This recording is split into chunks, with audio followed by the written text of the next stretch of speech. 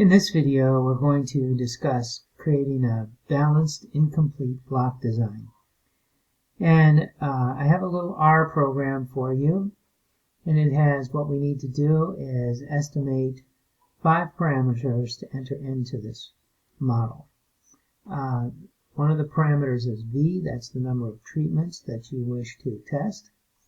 B is the number of subjects, R is the number of times each treatment is treated, and K is the number of treatments for each block subject. Finally, there's a variable lambda, which is the number of patients examined by any pair of treatments. Now, I've set up a little Excel spreadsheet, which you can see here. It kind of helps you figure out what these initial parameters are. The system won't work properly unless you've met several assumptions, or several rules.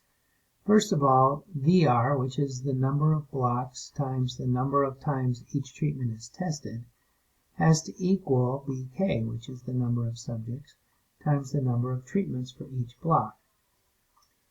And another one is that the number of treatments has to be less than the number of subjects, obviously.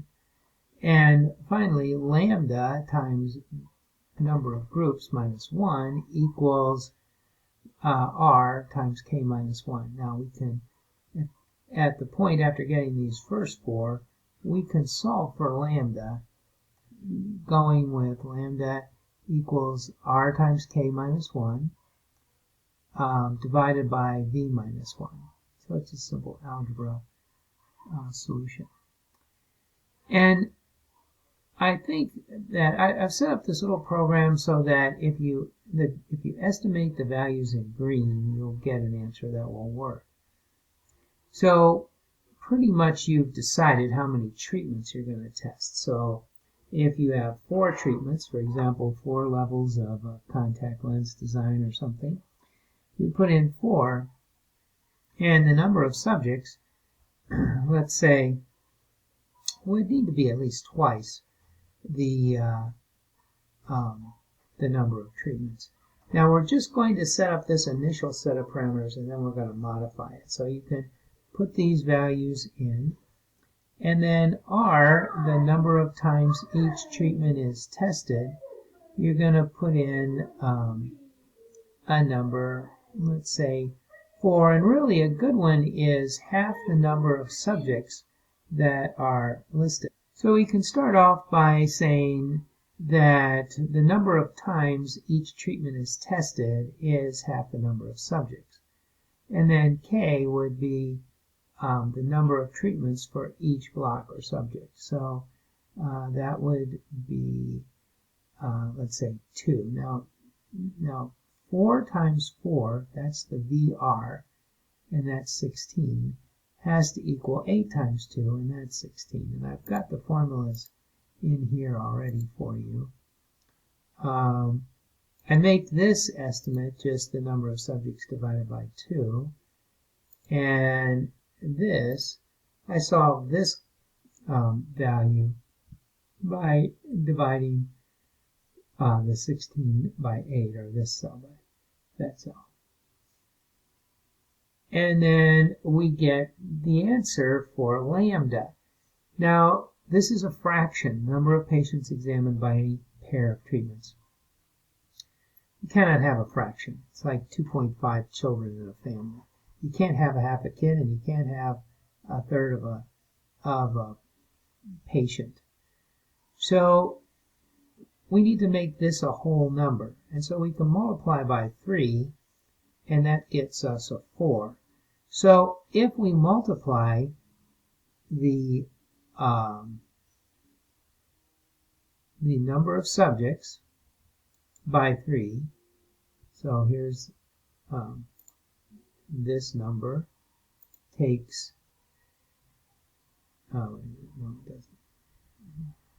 this number is 3 times the number of subjects, we get 24. And R is also 3 times 4, or 3 times 4, and we get 12. We don't have to change the number of treatments. We don't want to change the number of treatments. And this value can stay at 2. So now, when we multiply V times R, we get 48. And when we multiply K times B, we get 48. And so we've met the assumption, this first assumption, and the number of subjects, 24, is less than the number of treatments, B. And then we have this solution for lambda, which is 4. So let's try plugging those numbers into our R code. So it's 4, and then we have 24. No, we don't. Sorry.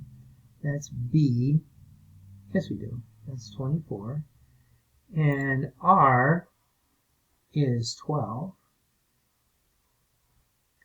And K is 2. And lambda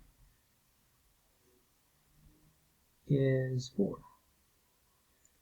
And let's run this. So we're going to come up, we're going to start, this is line 1. So we've already installed this package. If you haven't installed, you start after the pound sign and hit run. We're not going to do that. And then once you've installed it, you have to call it up on the library. So we're going to go run. We're going to set our working directory.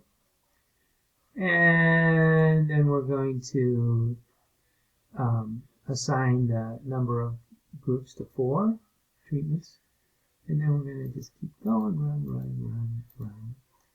And now we're going to use the function in R, BIBD, Balanced Incomplete Block Design, with these parameters that are listed up here to give us our design. And we're going to print it out. You can look at that if you want to. Then we're going to set this file. What this does is it's going to copy the information down here into a text file into our working directory that was listed up here in PUCO methods. It's going to put it in a file called Balanced Incomplete Block Designs. And then it's going to print out the treatment. And so we're just going to do that. And then this command just turns off the saving of the print files. Now let's look at our file. And let's see. That's not what we want. We want to go someplace else. Working on something else earlier, so gotta get out of this. Go methods.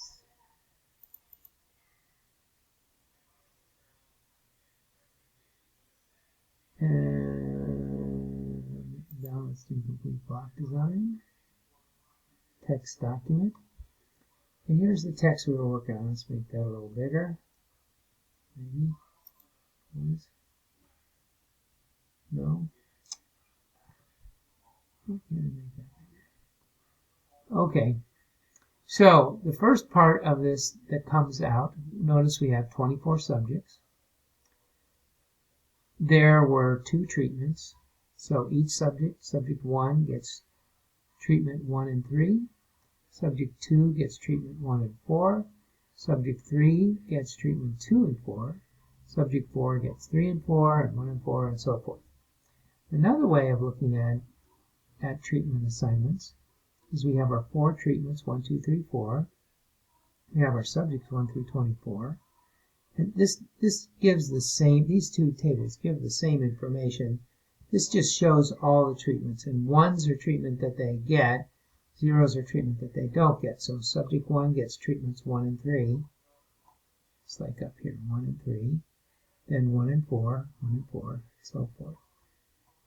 Gives you a little matrix. You can count things up. 1, 2, 3, 4, 5, 6, 7, 8. 1, 2, 3, 4, 7, 8, 9, 10, 11, 12. So there's 12. Each treatment, we can see that these are both 12. All of these are 12. The treatments are given. The number of treatments tested are half the sample size.